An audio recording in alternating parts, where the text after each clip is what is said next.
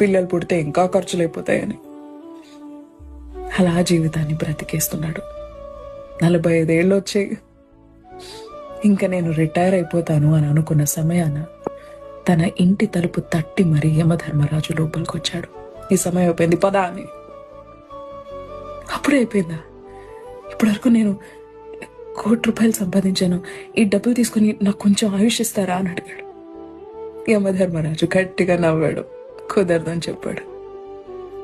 ఒక్క క్షణం సమయం ఇవ్వండి అని ఒక పేపర్ తీసి ఒక చిన్న లెటర్ రాశాడు. ఈ డబ్బులు ఎవరికి దొరికితే వాళ్ళు, దయచేసి జీవితాన్ని బ్రతకడానికి వాడండి. చావులో ఇది దేనికి పనికిరాదు అని డబ్బుల మూటలు రాసి పడేసి బయటికి సిరేశాడు.